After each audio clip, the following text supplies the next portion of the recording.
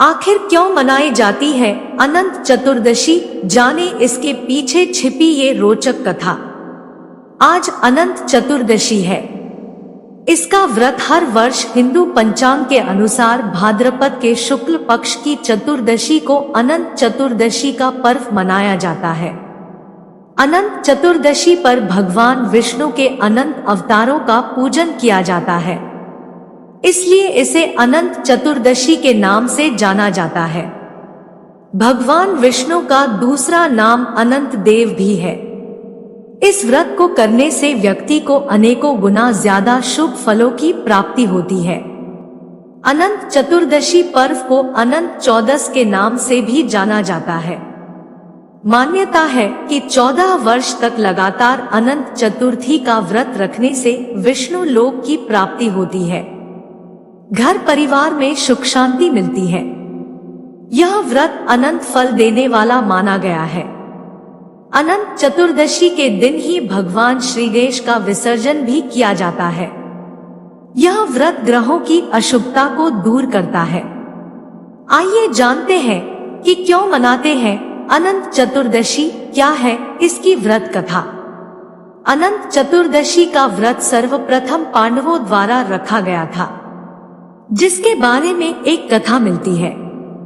जब दुर्योधन पांडवों से मिलने गया तो माया महल का दृश्य देखकर धोखा खा गया। माया के कारण भूमि मानो जल के समान प्रतीत होती थी और जल भूमि के समान। दुर्योधन ने भूमि को जल समझकर अपने वस्त्र ऊपर कर लिए, परंतु जल को भूमि समझकर वह तालाब में गिर गया।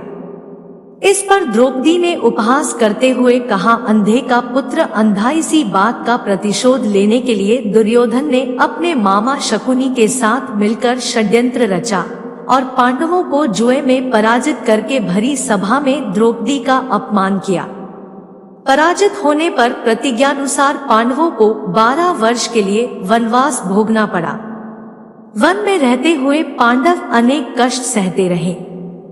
एक दिन भगवान कृष्ण जब मिलने आए तब युधिष्ठिर ने उनसे अपना दुख कहा और दुख दूर करने का उपाय पूछा।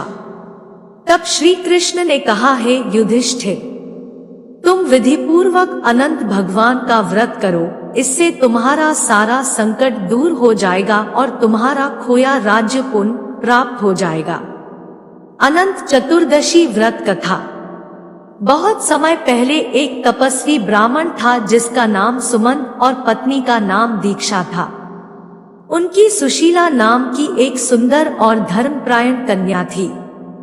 जब सुशीला कुछ बड़ी हुई तो उसकी मां दीक्षा की मृत्यु हो गई।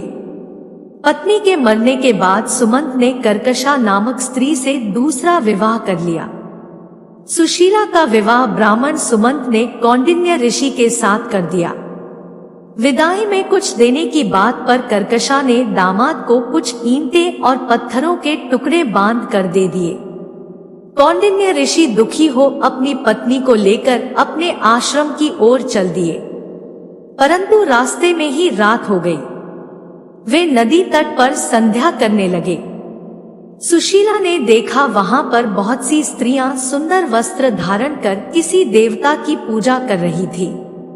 सुशीला के पूछने पर उन्होंने विधिपूर्वक अनंत व्रत की महत्ता बताई।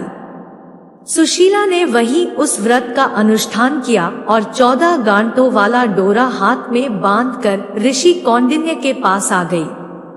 कौंडिन्य ने सुशीला से डोरे के बारे में पूछा तो उसने सारी बात बता दी। उन्होंने डोरे को तोड़कर अग्नि में डाल दिया।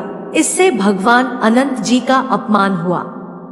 परिणामत ऋषि कौंडिन्य दुखी रहने लगे। उनकी सारी संपत्ति नष्ट हो गई। इस दरिद्रता का उन्होंने अपनी पत्नी से कारण पूछा तो सुशीला ने अनंत भगवान का डोरा जलाने की बात कही।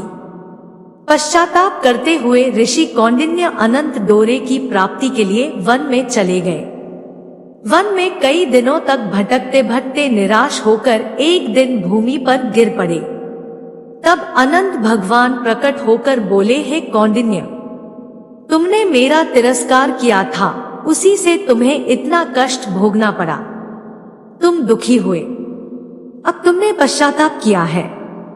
मैं तुमसे प्रसन्न हूँ। अब तुम घर जाकर विधि पूर्वक अनंत व्रत करो।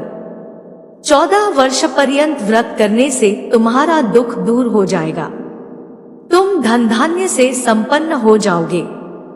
कौंडिन्य ने वैसा ही किया और उन्हें सारे क्लेशों से मुक्ति मिल गई।